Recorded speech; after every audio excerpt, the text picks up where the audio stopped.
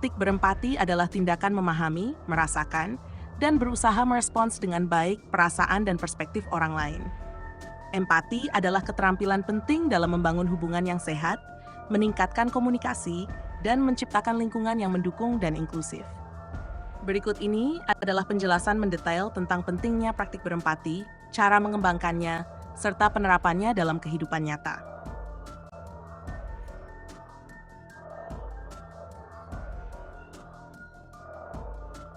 Pentingnya praktik berempati. Membangun hubungan yang kuat. Kepercayaan. Membangun kepercayaan dengan menunjukkan bahwa kita peduli dan memahami perasaan orang lain. Kedekatan emosional. Menciptakan kedekatan emosional yang lebih dalam dengan orang lain. 2. Meningkatkan komunikasi. Komunikasi yang efektif. Membantu dalam berkomunikasi dengan cara yang lebih efektif dan bermakna. Mengurangi kesalahpahaman. Mengurangi kesalahpahaman dan konflik dengan memahami perspektif orang lain. 3. Mendukung lingkungan yang inklusif. Keberagaman dan inklusi.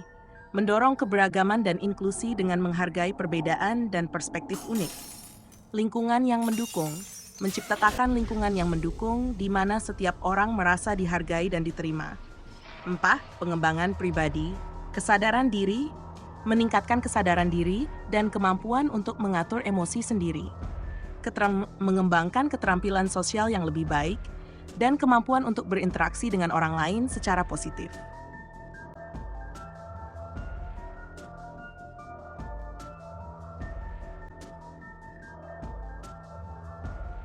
Cara mengembangkan praktik berempati. 1. Mendengarkan. Mendengarkan aktif. Mendengarkan dengan penuh perhatian tanpa interupsi dan menunjukkan minat pada apa yang dikatakan orang lain. Bahasa tubuh. Menggunakan bahasa tubuh yang terbuka dan menghadap ke arah pembicara untuk menunjukkan perhatian. 2. Mengajukan pertanyaan yang relevan. Pertanyaan terbuka. Mengajukan pertanyaan terbuka yang mendorong orang lain untuk berbagi lebih banyak tentang perasaan dan pengalaman mereka. Menggali lebih dalam. Menunjukkan minat yang tulus dengan menggali lebih dalam tentang apa yang dirasakan dan dipikirkan orang lain. Mengungkapkan pengertian, mengulangi atau merefleksikan apa yang dikatakan orang lain untuk menunjukkan bahwa kita memahami. Empati verbal. Menggunakan kata-kata yang menunjukkan empati seperti, saya bisa memahami bagaimana perasaanmu, atau itu pasti sangat sulit bagimu. 4.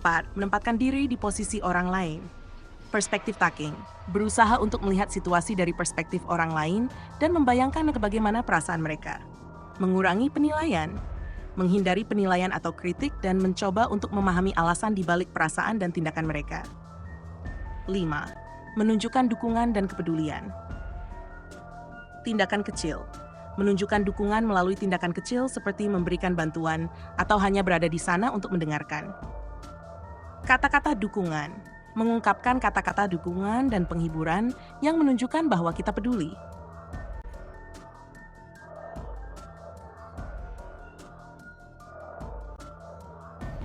Implementasi praktik berempati dalam konteks nyata. Di tempat kerja, manajemen yang empatik. Pemimpin dan manajer yang berempati mendengarkan kebutuhan dan kekhawatiran karyawan mereka. Kolaborasi tim.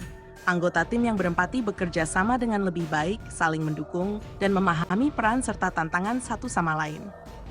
2. Dalam pendidikan, guru yang menunjukkan empati terhadap siswa menciptakan lingkungan belajar yang lebih mendukung dan inklusif.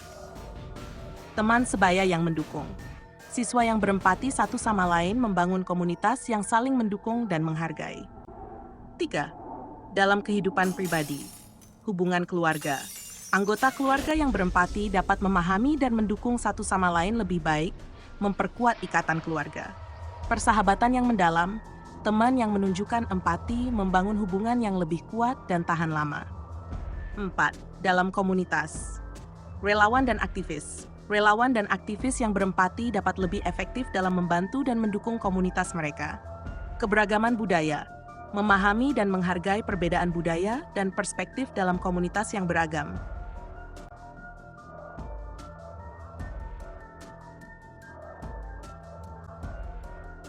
Contoh penerapan dalam kehidupan sehari-hari.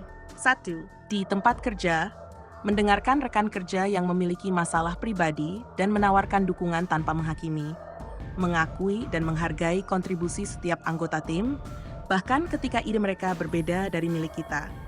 2. Dalam pendidikan, menghargai perjuangan seorang siswa yang mungkin memiliki kesulitan belajar dan memberikan dukungan tambahan, memahami tekanan yang dihadapi oleh rekan mahasiswa dan menawarkan bantuan atau telinga yang mendengarkan. 3. Dalam kehidupan pribadi, mendengarkan pasangan atau anggota keluarga ketika mereka berbagi tentang hari mereka tanpa menginterupsi atau memberikan solusi yang tidak diminta. Menunjukkan rasa peduli kepada teman yang sedang menghadapi masa sulit dengan menghabiskan waktu bersama mereka atau menawarkan bantuan. 4. Dalam komunitas, berpartisipasi dalam kegiatan komunitas yang mendukung kelompok-kelompok yang kurang beruntung. Mendengarkan cerita dan pengalaman orang dari latar belakang budaya yang berbeda dan menunjukkan rasa hormat terhadap perbedaan tersebut.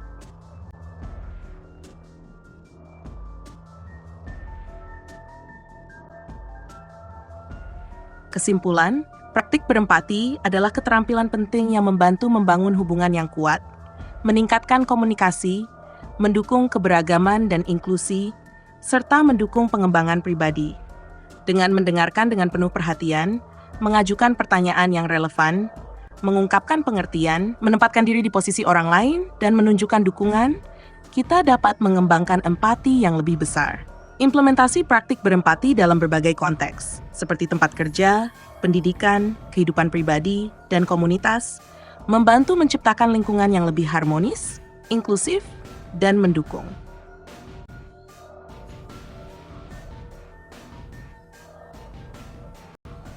Demikian, semoga bermanfaat.